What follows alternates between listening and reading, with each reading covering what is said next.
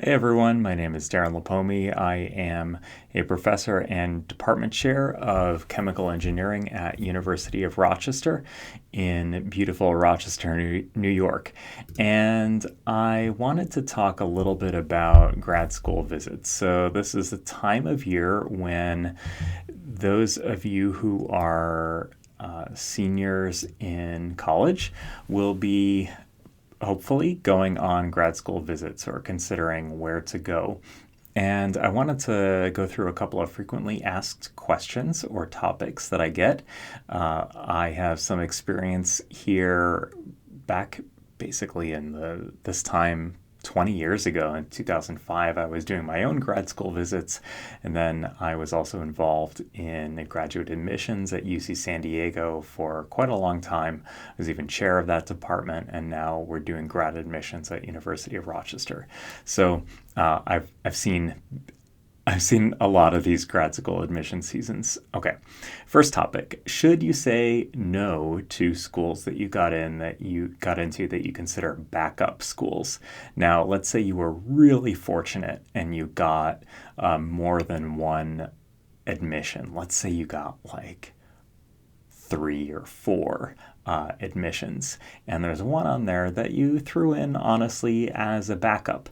And if you turn down your backup school and you don't even visit, that can do some good things. For one, it makes your decision easier, which is not nothing. But then people also farther down the list who may be on a wait list at that school get a chance. It also get a chance to get admitted and to get into the school that may have been their number one school.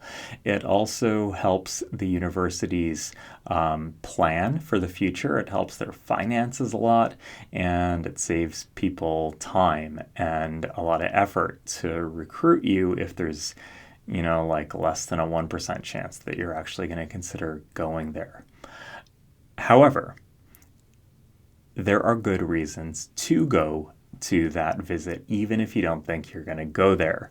The reason being, you can deny yourself the opportunity to see what the fit might be there. Actually, you don't know much about a place until you actually go, and not in too many circumstances do you actually let me back up. In some circumstances, you find people who ended up at what they would have considered to be a backup school. I don't have any statistics on this. I don't have any peer-reviewed data, but it absolutely does happen because people often, they don't know like what they're going to see until they get there. Think about it this way. Okay, hold your breath for a second and listen to this. Feel what that next breath is going to feel like. And then breathe, and then see if it feels like how you imagined it would feel. Nope, that's not how I imagined that the breath would actually feel when it went into my nose.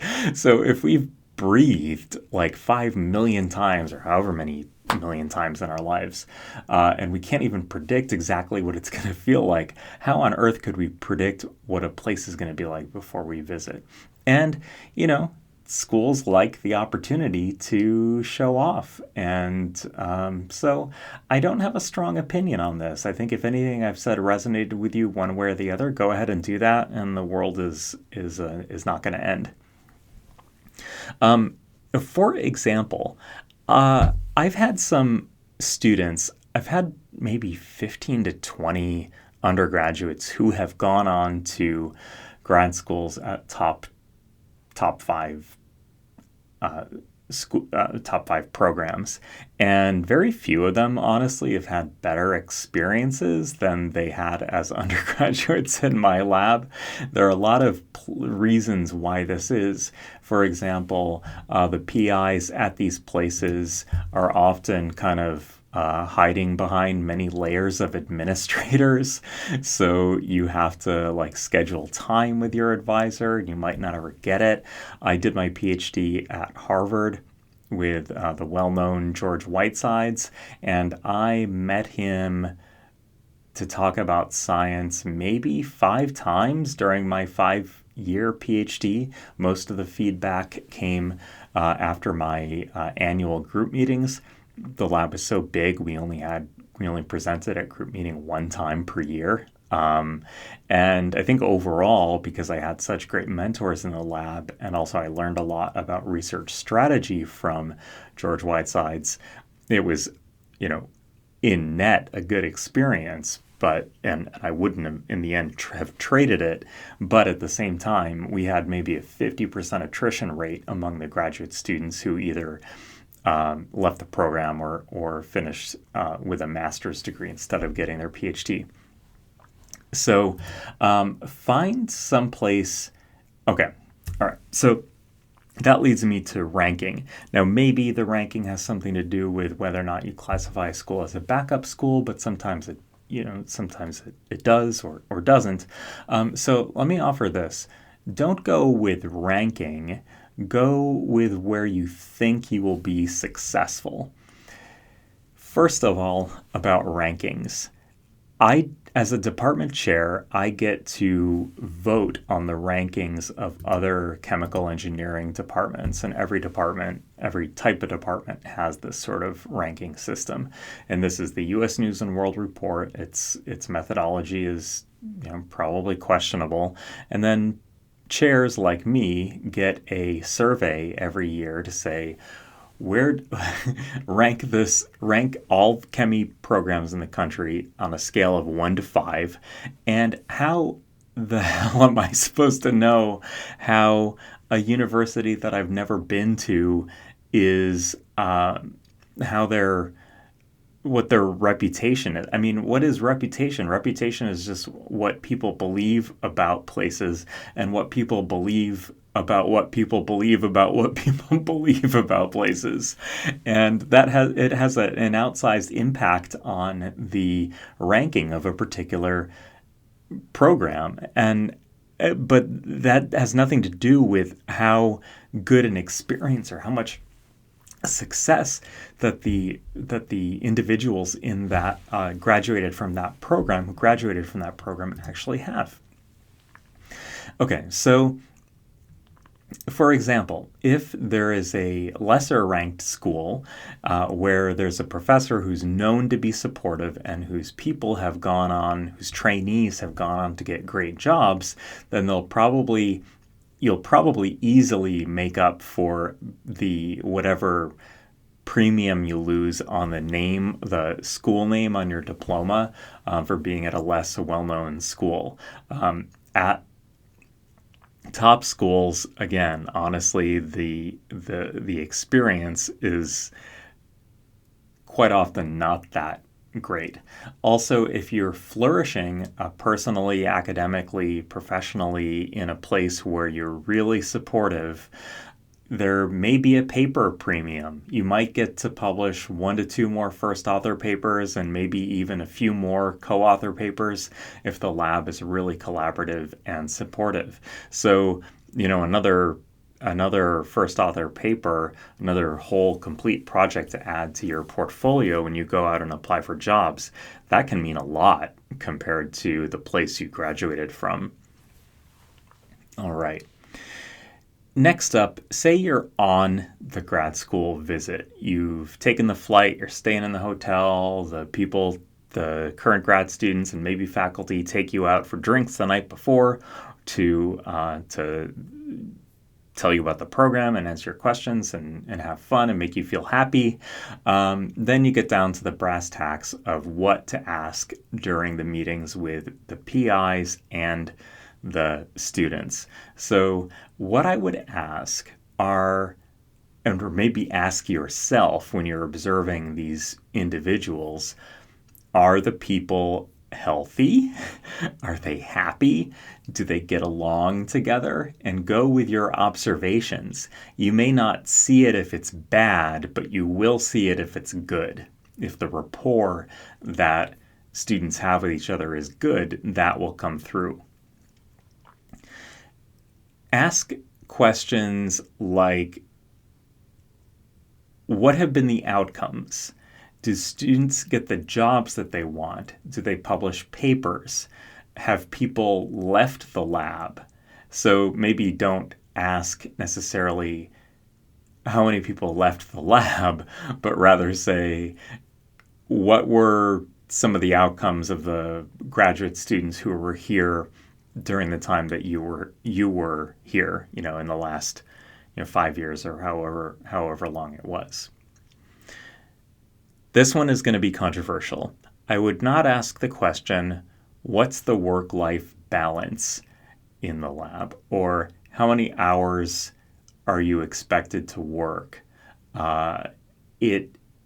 There are ways of getting that information without it coming off to some people like you're going to grad school, but your heart just isn't in it, or you want to be lazy or something. And I'm not saying that work-life balance isn't important, because it absolutely is, but you can damage yourself during the visit as a candidate if you are overly concerned in your the way you ask questions about work-life balance. A better question is, what's a typical day like for you? What's a typical week like for you? Because you could be asking about their project, their experience in the lab, the experience at the program or the school, and the experience in the city or the town where the university is located. You can also get a lot of information by stalking people ahead of time on their public social media accounts, like X, Blue Sky, YouTube, LinkedIn.